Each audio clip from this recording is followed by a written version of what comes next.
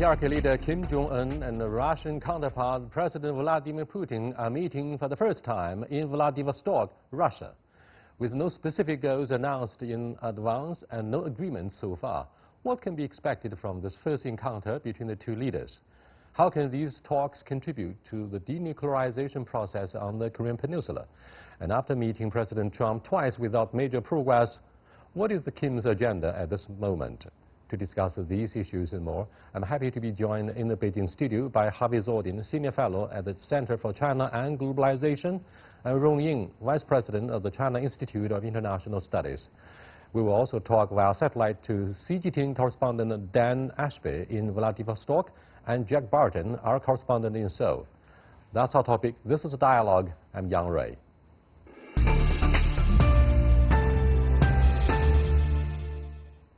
Welcome to our discussion here, gentlemen. Rong Ying, what do you make of the crowded agenda of proactive diplomacy of Mr. Kim Jong-un, the paramount leader of the DPRK? Well, indeed, I think for Chairman Kim, this is was, I think, the sixth or third, whatever the case. I think the visit to Russia is largely expected, and it's only been, I think, sort of taken place at this moment is quite interesting. There are, of course, many reasons. I think possibly logistic can be one, because at the very beginning, people are expecting he may have to go to Moscow, which means some challenges for in terms of logistic arrangement. I mean, but the very fact that it does take place and it seems that it's going on pretty well shows that the North Korea, the Chairman Kim, continue to want to work with the major countries to see that his sort of agenda, his strategy, that is shifting towards economic development in the meantime, continue to promote sort of denuclearization to ensure a stable, favorable environment remains unchanged, or not, little change so far, if I can say. Harvey, what do you think of major issues on the agenda for President Kim Jong-un and the Russian counterpart? Do you think it's largely about economic sanctions and North Korea is hungry for economic assistance?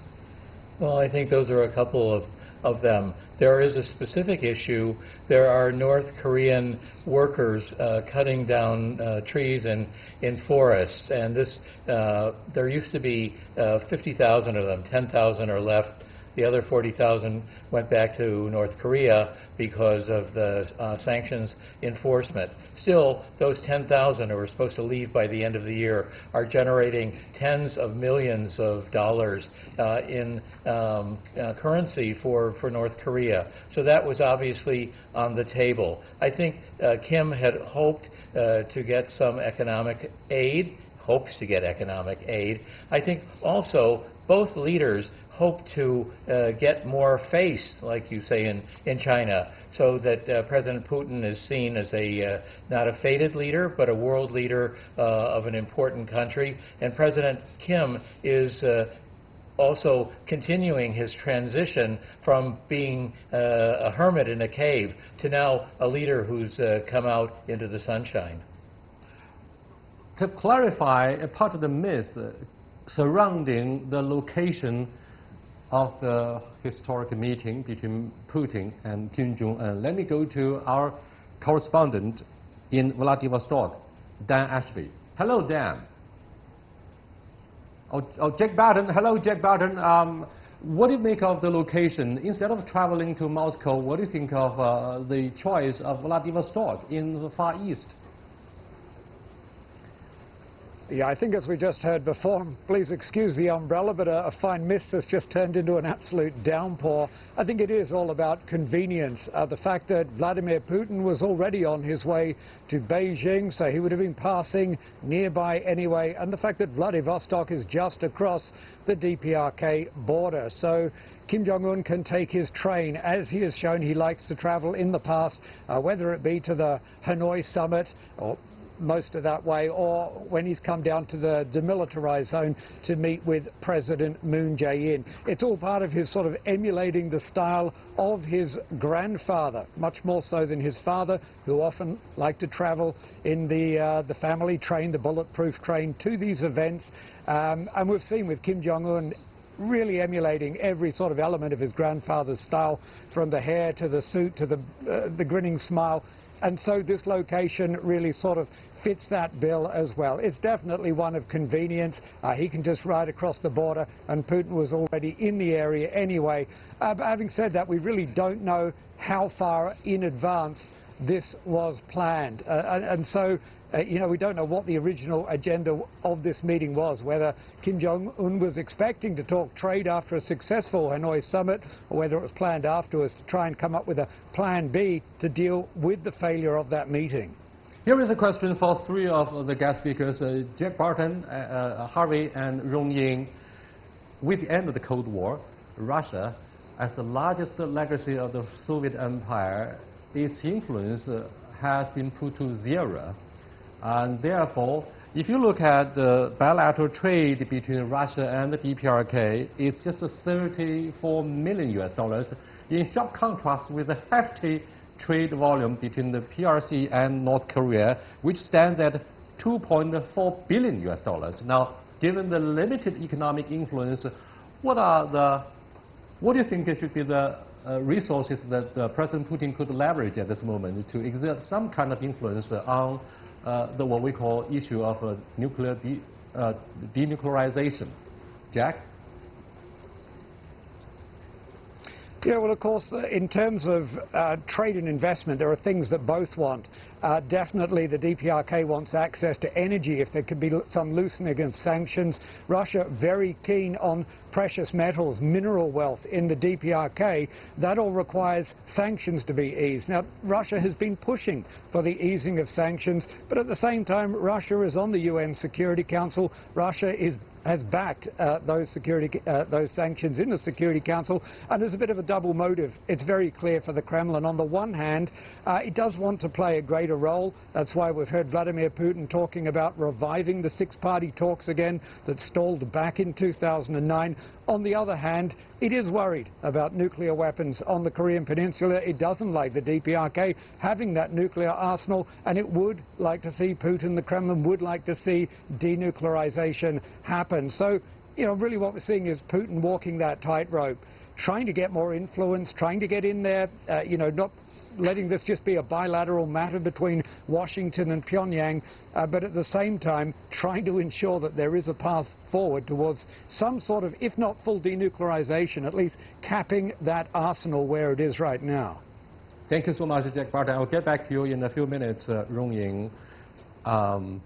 What do you think of the sense of desperation, quote-unquote, for the Russian side after Secretary of State Pompeo said recently that the oil exports from Iran would be put to zero, and at the same time Russians and the Chinese are facing economic sanctions by the United Nations, and we are supportive of the economic sanctions regarding denuclearization. Therefore, how do you look at the plight of the Russian Federation given economic sanctions on both fronts? Well, I think the Russians, certainly, I think in general, oppose the U.S. sort of the policy towards Iran. But on the other hand, if you look at the energy, the impact on the energy prices, I think Russia could be benefited by the possible hiking of the energy prices. So this is something always how to balance, I mean, a kind of a plan, like an agreement actually, which Russia has also played a very important role, and to the economic sort of possible economic benefit. But having said that, I think I will come back to the selection of a location of Vladivostok as the first ever meeting between President Putin and Chairman Kim.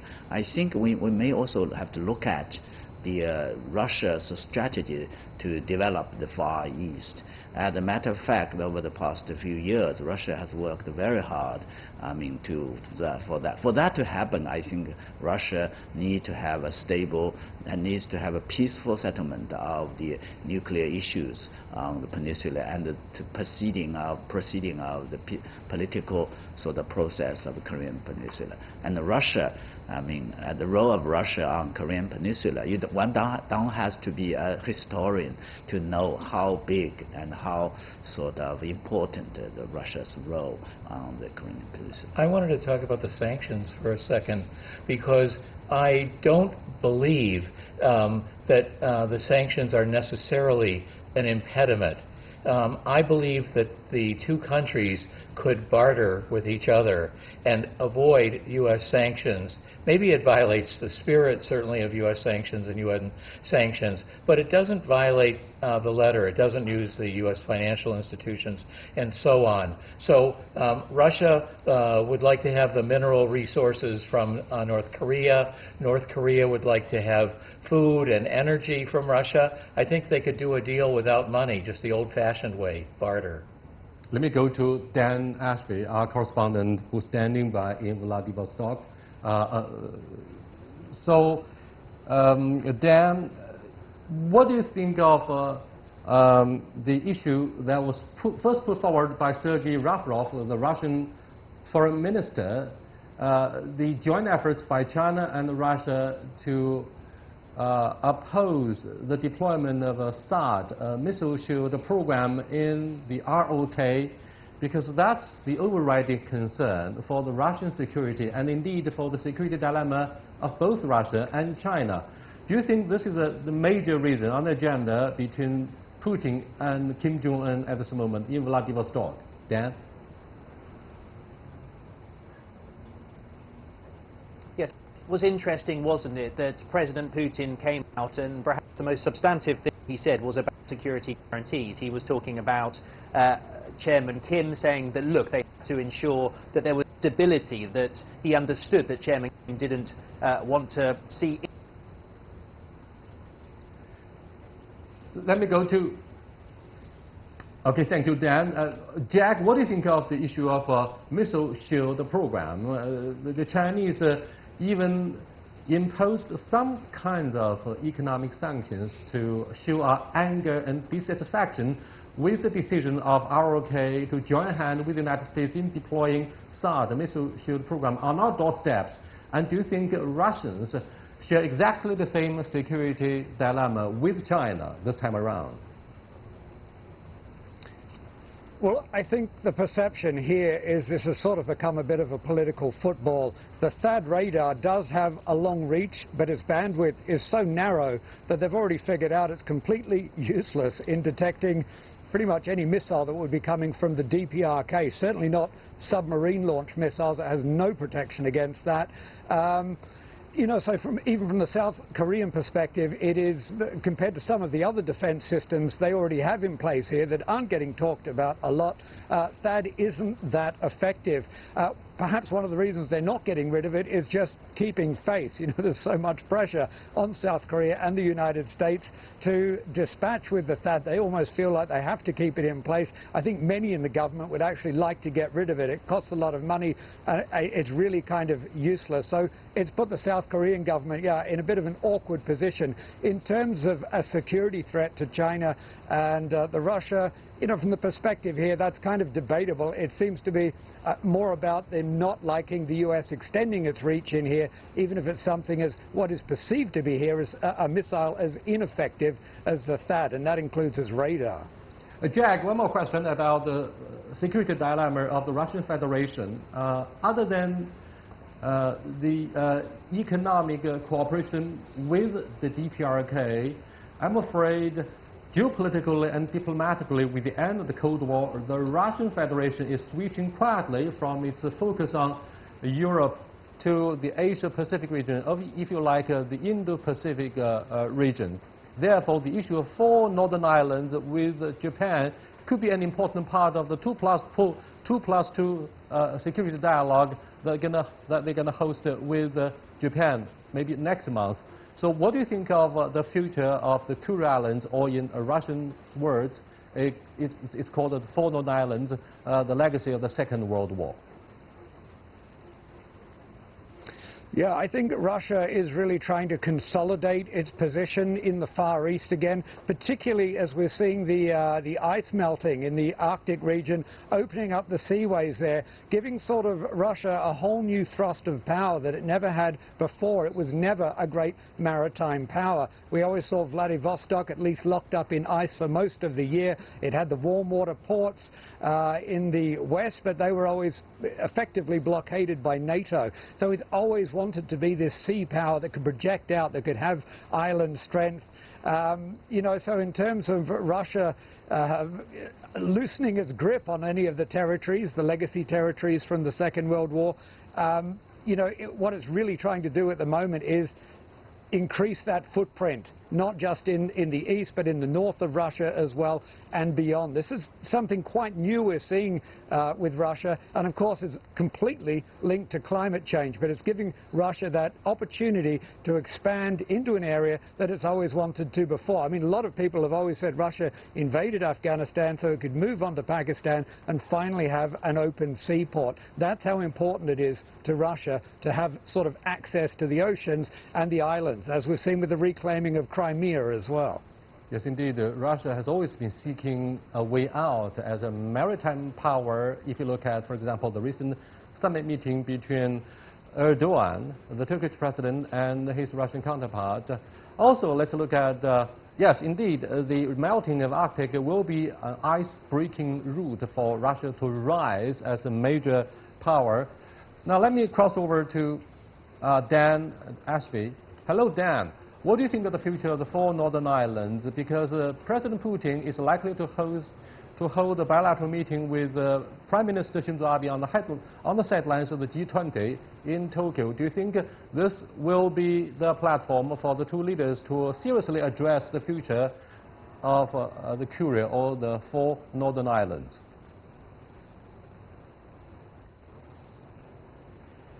Well, I mean, we've been hearing for a year that they are moving towards a peace treaty. President Putin came out when he met Abe last year saying that, yes, he was optimistic that they might even get a treaty by the end of the year. And, of course, the key issue would be those islands. And yet we had that big split in Moscow and a lot of hope and expectation, and it went pretty badly, to be honest. There was no substantive declaration. Russia came out before the meeting and said that they wanted Japan to respect Russian sovereignty of the island. So there seemed no sense from the Russians that they were going to hand them over, which was a key point for the Japanese. So at the moment, even though the leaders of the two countries are talking about a peace deal, they both ostensibly want that, there does not seem any particularly realistic roadmap for the transfer of the islands to happen, and that is a sticking point which remains. Thank you so much, Dan. Rongying, Russia is currently under economic sanctions. So what do you think of the dilemma of President Putin? He's going to run for the next term, and he's going to show up the Russian economy, but he faces economic sanctions. And do you think the impact of a Brexit, as well as the recent diplomatic move by the United States to have a zero oil export for the Persian state will be, as you said earlier, an opportunity and a challenge for Russia? Well, I think the sanctions with the West in general and with the U.S. in particular, certainly I think is a big issue for President Putin if he continues, I mean, thinks that he would like to continue to run, I mean, one more term. But the big problem, I mean, to address these issues, I think Russia would possibly need more to work with Europe, because after all, I think Russia's economic and trade relationship with Europe is much bigger and more substantial, significant than that with the United States. And by the way, as I said, I will continue to say that if you look at Russia's foreign policy or strategy, I think the development of Far East remains, I think, very important. After all, I think in the Northeast Asia, there are, big investors, I mean, who which are interested in this part. And certainly, I think South Korea is one of them. And if you look at the so-called new northern policy, and President Moon, and certainly I think work very hard with Russia. China is also, I mean, very supportive. And Japan, unfortunately, as the previous speaker said, that it seems that they are not able to work out their problems, territorial disputes and historical issues. But the relationship, but the way out of that is that I think the two sides will continue to work very closely on economic and trade issues. So if Russia plays a more prominent role or a bigger role on the question of North Korea, or on the question of the denuclearization, I think it added up to be very helpful to the fulfillment of that policy, I think. Harvey, the second BRI summit meeting is taking place in Beijing. Look at the blue sky following the APEC blue. We are so happy to have the nice weather. Does that predict for a positive outcome of this multilateral event, the most important of its kind in this year, 2019, for President Xi and indeed for the ROC? And do you foresee some kind of efforts to be made to reconcile President Putin's brainchild of Asia, Euro-Asia Economic Union and the One Belt, One Road initiative? I think something like this would certainly be discussed. I think that the Belt and Road Forum this time builds on the first one, and that a lot of learning has taken place since the first one.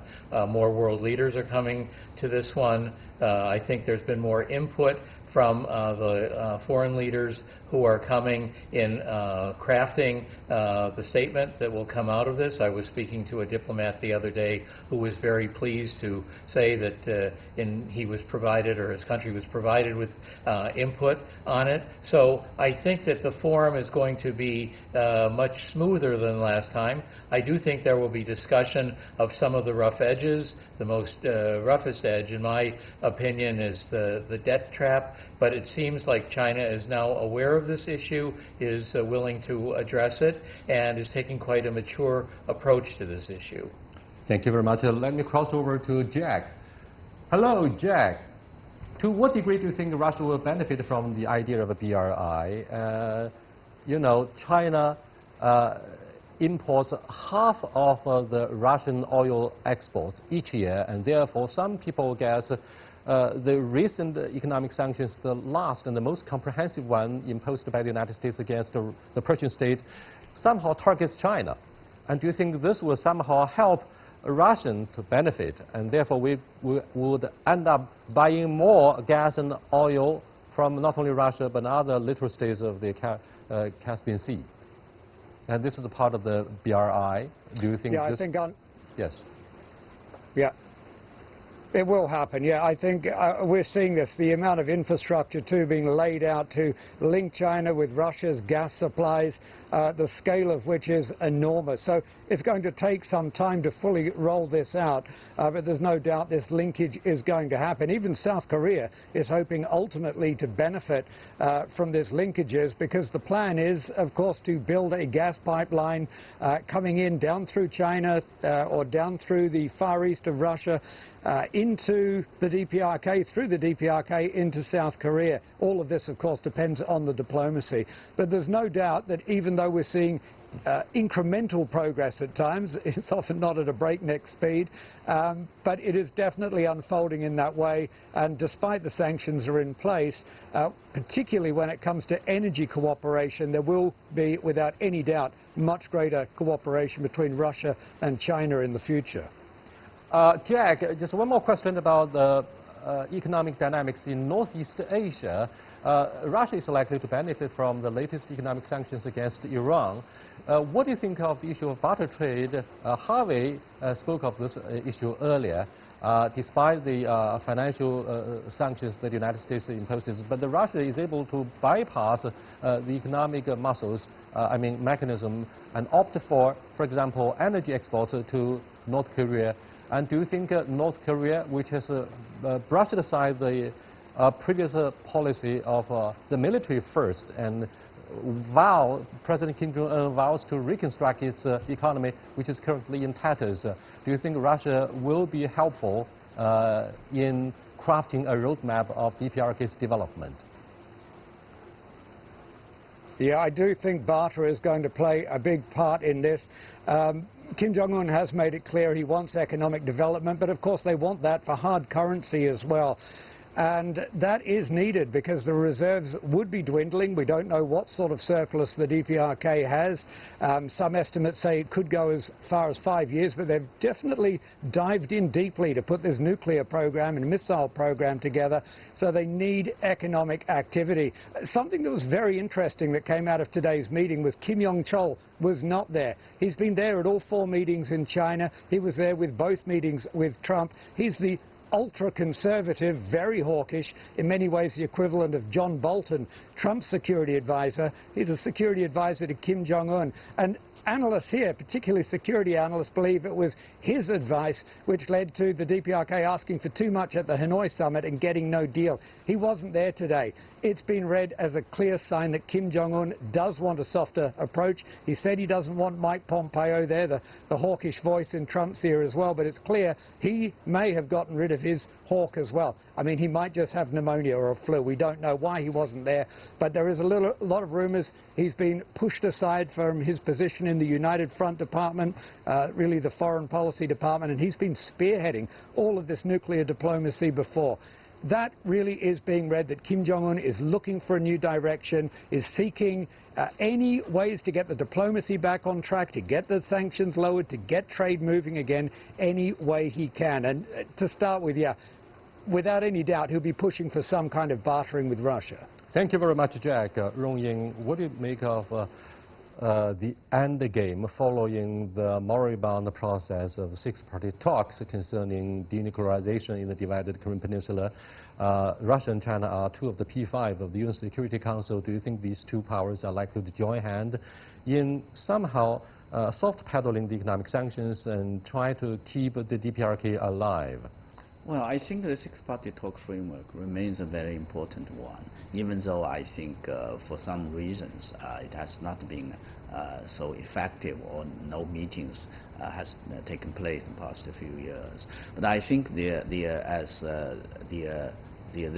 spirits, as we say, the principles has been adopted. At this moment, we all agree that U.S. and North Korea are the 2 sort of parties directly concerned. So we all agree that it would be for them to work out something on a formula. And as far as China and Russia is concerned, it should be a package deal, should be in phrased manner, and sort of action for action. So these are the problem. Always the nuance. The nuance, like the Secretary Pompeo said, that have to be worked out. And certainly, I think in Hanoi it was failed. It didn't work out.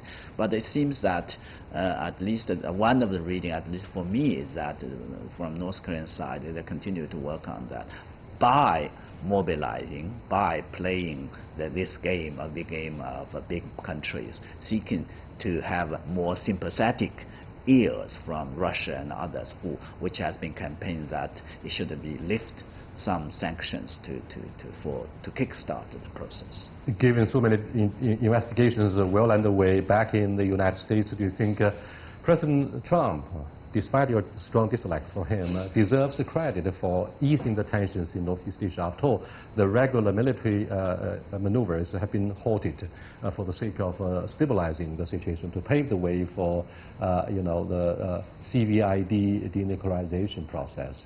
I don't think it's worth a Nobel Peace Prize, perhaps, but I do think that Chairman Kim and President Trump do get a lot of credit for toning down the temperature on this. Thank you so much. That's the end of this dialogue on the current summit meeting between President Kim Jong-un of the DPRK and President Putin in Vladivostok.